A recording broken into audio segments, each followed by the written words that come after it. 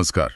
आज हम एक ऐसी शख्सियत की कहानी में जरा गहराई से उतर रहे हैं जिनका नाम सुनते ही ना कई तरह की छवियां, कई तरह के विचार मन में आ जाते हैं। राधे माँ। हाँ बिल्कुल, एक ऐसा नाम जो शायद ही किसी ने ना सुना हो, चर्चा में तो हमेशा ही रहती हैं। सही कहा। हमारे पास देखिए राधे माँ जीवन और विवाद नाम के एक लेख के कुछ अंश हैं और इनके जरिए हम ये समझने की कोशिश करेंगे कि पंजाब के एक छोटे से गांव की सुखविंदर कौर हाँ, आखिर राधे माँ के रूप में कैसे उभरी, क्या मोड़ थे उनकी जिंदगी में और वो कौन से विवाद हैं जो हमेशा उनके साथ जुड़े रहे हैं। हाँ, और ये जानना भी दिलचस्प होगा कि एक बिल्कुल आम पृष्ठभूमि से आने वाली महिला इतनी बड़ी और विवादास्पद आध्यात्मिक हस्ती कैसे बन गई। बिल्कुल। यहाँ देखिए हमारा इरादा कोई फैसला सुनाना नहीं है, बस जो स्रोत में जानकारी है उसे आपके सामने रखना परत दर परत। हाँ, तथ्यों को सामने रखना जैसे वो दिए गए हैं। और वहां से खुद को देवी बताने वाली एक, कहना चाहिए, विवादास्पद हस्ती बनने तक की कहानी। तो उनका असली नाम सुखविंदर कौर। जी। जन्म 4 अप्रैल 1965, पंजाब, गुरदासपुर जिले का दौरांगला गांव, एक सिख परिवार में। शुरुआती जिंदगी तो काफी सामान्य सी लगती है। बिल्कुल, स्रोत भी यही कहता है। पढ़ाई भी सिर्फ चौथी कक्षा तक और फिर महज 17 साल की उम्र में शादी हो गई मोहन सिंह से, जो उस समय के हिसाब से मतलब बहुत अजीब बात नहीं थी। हाँ, उस दौर में जल्दी शादियां हो जाती थी। जी, और परिवार की आर्थिक हालत भी कोई बहुत अच्छी नहीं थी, तो शादी के बाद उन्होंने कुछ टाइम सिलाई का काम भी किया, घर में थोड़ी मदद हो जाए इस इरादे से। अच्छा। और फिर उनके पति काम के लिए विदेश चले गए, कतर। तो जाहिर है घर पर आर्थिक दबाव थोड़ा और बढ़ गया होगा। यानी एक बिल्कुल आम मध्यवर्गीय पंजाबी परिवार की कहानी जैसी लग रही है। लेकिन फिर ये आध्यात्मिक मोड़ कैसे आया? स्रोत कहता है कि ये बदलाव पति के विदेश जाने के बाद शुरू हुआ। हाँ, ऐसा कहा जाता है। शायद पति दूर थे, अकेलापन रहा हो, तो उनका झुकाव धीरे धीरे अध्यात्म की तरफ बढ़ा। वो आसपास के सत्संगों में जाने लगी।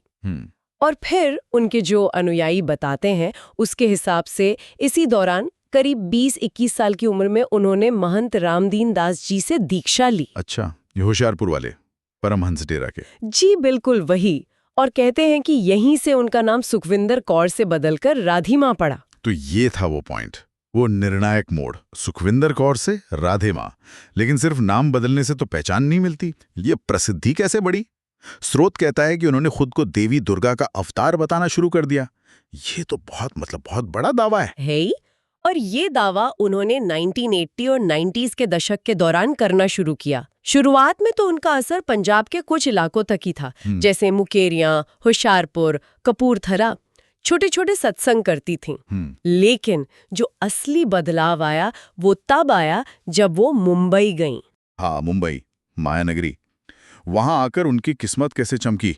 स्रोत कुछ बताता है इस बारे में? स्रोत के हिसाब से मुंबई में उनका कांटेक्ट कुछ प्रभावशाली लोगों से हुआ।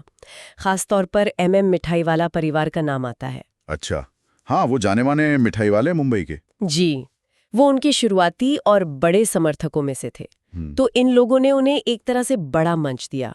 और फिर धीरे धीरे बिजनेस, बॉलीवुड इंडस्ट्री, इन जगत की कई हस्तियां उनके फॉलोवर बनने लगी।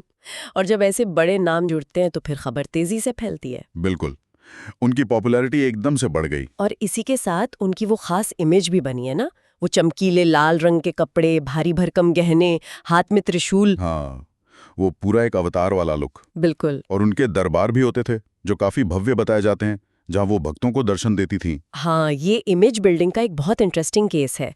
देखिए, जो पारंपरिक साधु संत होते हैं उनकी छवि अक्सर सादगी वाली होती है। हाँ, सफेद या गेरुआ वस्त्र। जी, लेकिन राधे माँ की छवि बिल्कुल उलट थी। बेहद ग्लैमरस, नाटकीय, लाल रंग जो देवी माँ से जुड़ा है, त्रिशूल, सोने के गहने, ये सब मिलकर एक बहुत पावरफुल विजुअल इफेक्ट बनाते थे। और उनके दरबारों में भी माहौल अलग होता था। भक्त नाचते, गाते, झूमते हुए दिखते थे।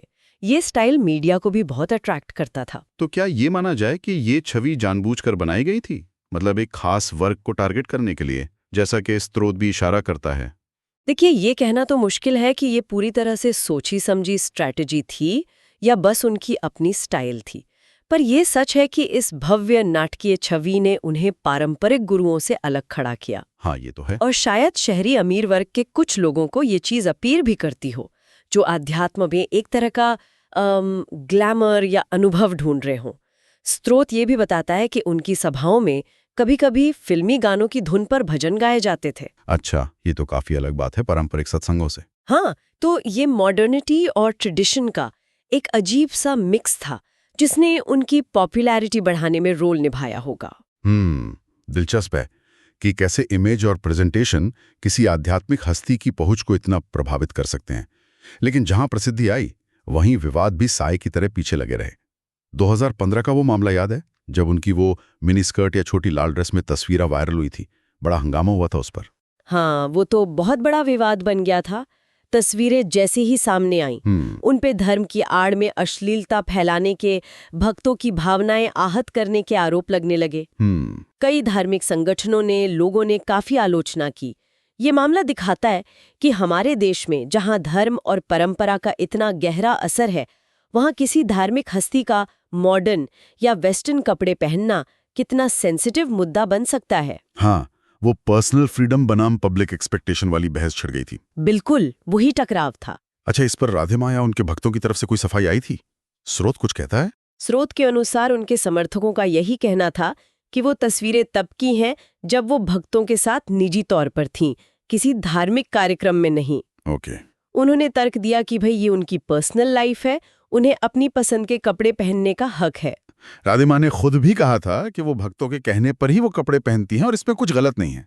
लेकिन आलोचक कहाँ मानने वाले थे? नहीं माने। उनका कहना था कि एक पब्लिक रिलीजियस फिगर की प्राइवेट और पब्लिक लाइफ अलग नहीं हो सकती। चलिए, पहनावे का विवाद तो एक तरफ, लेकिन उसी साल उन पर एक और बल्कि ज्यादा गंभीर आरोप लगा था, दहेज उत्पीड़न के लिए उकसाने का। ये क्या मामला था? ये मामला मुंबई की ही एक 32 साल की महिला ने दर्ज कराया था। उसका आरोप था कि राधे माँ ने उसके ससुराल वालों को और दहेज मांगने के लिए उकसाया।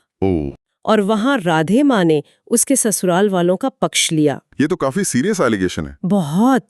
इस मामले में मुंबई पुलिस ने राधे माँ और महिला के ससुराल वालों समेत 7 लोगों के खिलाफ FIR भी दर्ज की थी। FIR हुई, लेकिन फिर स्रोत बताता है कि आगे क्या हुआ, कोई एक्शन हुआ? स्रोत के मुताबिक पुलिस ने राधे माँ को पूछताछ के लिए बुलाया जरूर था, लेकिन उसके बाद इस केस में कोई बड़ी कार्रवाई हुई हो या चार्जशीट फाइल हुई हो, ऐसी कोई खबर पब्लिक में नहीं आई।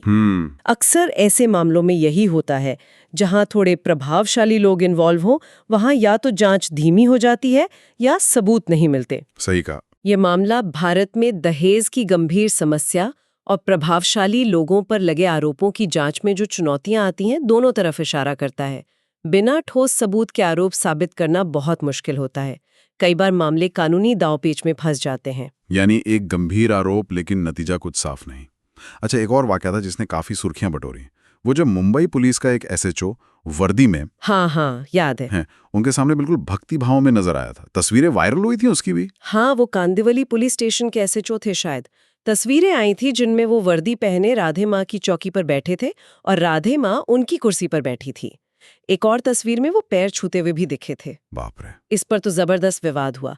सवाल ये उठा कि क्या एक सरकारी अफसर, वो भी वर्दी में, ड्यूटी के दौरान इस तरह अपनी पर्सनल आस्था दिखा सकता है?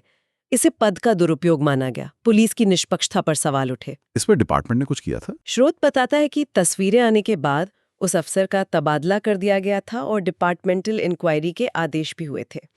ये घटना यही दिखाती है कि पर्सनल आस्था और प्रोफेशनल जिम्मेदारी के बीच बैलेंस रखना कितना जरूरी है, खासकर उनके लिए जो पब्लिक पोस्ट पर हैं। वर्दी में तो उनसे एक खास बर्ताव की उम्मीद की जाती है। विवादों की लिस्ट अभी खत्म नहीं हुई है। स्रोत में धोखाधड़ी और ठगी के आरोपों का भी जिक्र है। ये क्या भक्तों से पैसे लेने वाले मामले हैं? हाँ, इस तरह के आरोप भी समय समय पर लगते रहे हैं। कई लोगों ने कहा है कि राधे माँ आशीर्वाद देने या प्रॉब्लम सॉल्व करने या कृपा बनाए रखने के नाम पर भक्तों से मोटी रकम या महंगी गिफ्ट्स मांगती हैं, जैसे सोना, गाड़ियां वगैरह। कुछ उनके पहले के अनुयायियों ने भी मीडिया में आकर ऐसे दावे किए हैं। हालांकि ये आरोप साबित करना बहुत मुश्किल होता है। क्यों? क्योंकि भक्त अक्सर अपनी मर्जी से आस्था में दान देते हैं, उसे वो चढ़ावा मानते हैं, तो बाद में ये कहना कि ये धोखाधड़ी थी, ये प्रूफ करना कठिन हो जाता है। हाँ, ये तो है।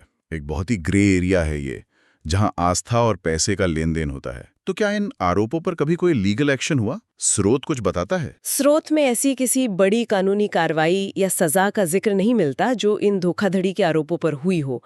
अक्सर या तो शिकायत करने वाले सामने नहीं आते या फिर लेन देन का कोई पक्का सबूत नहीं होता। और ये बात स्वयंभू गुरुओं और उनके जो संगठन होते हैं उनमें फाइनेंशियल ट्रांसपेरेंसी की कमी पर भी सवाल उठाती है।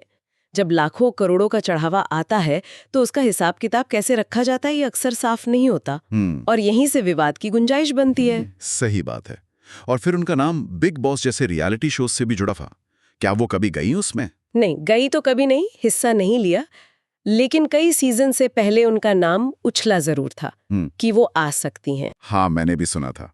शायद उनकी जो ये विवादास्पद छवि है और मीडिया में लगातार बने रहने की उनकी जो क्षमता है उसी वजह से शो के मेकर्स उन्हें लाना चाहते होंगे। टीआरपी के लिए। हाँ, कह सकते हैं।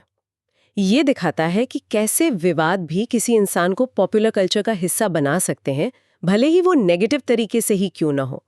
एंटरटेनमेंट इंडस्ट्री अक्सर ऐसी हस्तियों में दिलचस्पी लेती है जो चर्चा पैदा कर सकें। तो एक तरफ ये सारे विवाद हैं, कपड़ों से लेकर दहेज उत्पीड़न, धोखाधड़ी तक के आरोप, और दूसरी तरफ उनकी वो महंगी लाइफस्टाइल जिस पर भी आलोचक सवाल उठाते हैं। स्रोत इसे कैसे देखता है? स्रोत इस कॉन्ट्रास्ट को, इस विरोधाभास को साफ तौर पर दिखाता है। एक तरफ राधे माँ हैं जो आध्यात्म, भक्ति, सादगी की बात करती हैं, कम से कम उपदेशों में तो करती ही हैं, खुद को देवी माँ का अवतार बताती हैं। दूसरी तरफ उनकी पर्सनल लाइफ देखिए तो बेहद भव्य नजर आती है। डिजाइनर कपड़े, लाखों के सोने और हीरे के गहने, महंगी गाड़ियां, हाई प्रोफाइल पार्टियों में जाना आना। तो आलोचक यही पूछते हैं कि क्या ये एक आध्यात्मिक गुरु के जीवन से मेल खाता है? क्या अध्यात्म और इतना ज्यादा भौतिकवाद ये साथ साथ चल सकते हैं? बिल्कुल। और ये सवाल सिर्फ राधे माँ के लिए नहीं, कई तथाकथित गुरुओं के संदर्भ में उठता है। सही कहा। उनके भक्त इस पर क्या कहते हैं? वो कैसे डिफेंड करते हैं इसे? उनके भक्तों का नजरिया बिल्कुल अलग होता है। उनके लिए राधे माँ देवी का रूप है और देवी तो ऐश्वर्यशाली होती ही है। अच्छा। वो मानते हैं कि ये सब जो सांसारिक चीजें हैं ये माँ पर भक्तों का चढ़ावा है, उनका अपना कुछ नहीं है इसमें। उनके लिए ये आस्था का सवाल है, लॉजिक का नहीं। वो राधे माँ को अपनी प्रॉब्लम्स का सल्यूशन देने वाली, जिंदगी में खुशहाली लाने वाली शक्ति मानते हैं। उनकी आस्था बहुत गहरी दिखती है। तो यहाँ हमें दो बिल्कुल एक्सट्रीम तस्वीरें दिख रही हैं। भक्तों के लिए वो देवी माँ हैं जिन पर अटूट श्रद्धा है, और आलोचकों के लिए वो, जैसा कि स्रोत कहता है, भारत में नकली गुरुओं और देवियों के ग्लैमर वाले चेहरे का प्रतीक हैं। हाँ बिल्कुल, जो धर्म और पब्लिसिटी का एक मिक्सचर बना के अपनी पहचान बनाते हैं। ये एक ही व्यक्ति के चारों ओर बुने गए विश्वास और संदेह के कितने जटिल ताने बाने हो सकते हैं ये दिखाता है। एक इंसान कुछ लोगों के लिए भगवान जैसा तो दूसरों के लिए धोखेबाज। सही। और ये भारत में जो गुरु कल्चर है उसकी जटिलताओं को भी दिखाता है, जहां आस्था अक्सर तर्क पर भारी पड़ जाती है और जहां कई स्वयंभू गुरुओं ने बेहिसाब दौलत और फॉलोवर तो बनाए हैं लेकिन साथ ही गंभीर विवादों में भी फंसे हैं। तो कुल मिलाकर राधे माँ की कहानी एक बहुत ही साधारण शुरुआत से उठकर एक नेशनल लेवल पर पहचानी जाने वाली लेकिन उतनी ही विवादास्पद हस्ती बनने की है। ये कहानी आस्था, अंधविश्वास, ग्लैमर, मीडिया, विवाद, भारतीय समाज के कई पहलुओं को छूती है। हाँ, ये सिर्फ एक व्यक्ति की कहानी नहीं है। ये समाज के उन विश्वासों, जरूरतों और शायद उस खालीपन को भी दर्शाती है जो लोगों को ऐसी शख्सियतों की तरफ खींचता है। उनकी लोकप्रियता हमें ये सोचने पर मजबूर करती है कि लोग आखिर उनमें क्या देखते हैं, क्या पाते हैं जो उन्हें कहीं और नहीं मिलता। तो हमने आज स्रोत में दी गई जानकारी के आधार पर राधे माँ के जीवन के अलग अलग पड़ावों को देखा। उनका उदय कैसे हुआ, उनकी छवि कैसे बनी, उनसे जुड़े बड़े विवाद क्या रहे और उन पर क्या सवाल उठते हैं। इन सबको समझने की एक कोशिश की। बिल्कुल। और जाते जाते एक सवाल शायद हम सोचने के लिए छोड़ सकते हैं, क्या राधे माँ जैसी शख्सियतों का उभरना और इतने समय तक बने रहना सिर्फ उनके अपने करिश्मे का नतीजा है, या फिर ये हमारे समाज में मौजूद किसी गहरी सामाजिक, मनोवैज्ञानिक या आध्यात्मिक तलाश का संकेत है जिसे शायद हमारे पारंपरिक संस्थाएं पूरी नहीं कर पा रही हैं। सोचने वाली बात है। इस पर विचार करना जरूरी है। अगर आपको ये वीडियो पसंद आई है तो इसे ज़रूर लाइक करें, कमेंट सेक्शन में अपना ओपिनियन बताएं और चैनल को ज़रूर सब्सक्राइब करें। मिलते हैं अगली वीडियो में, तब तक के लिए नमस्कार।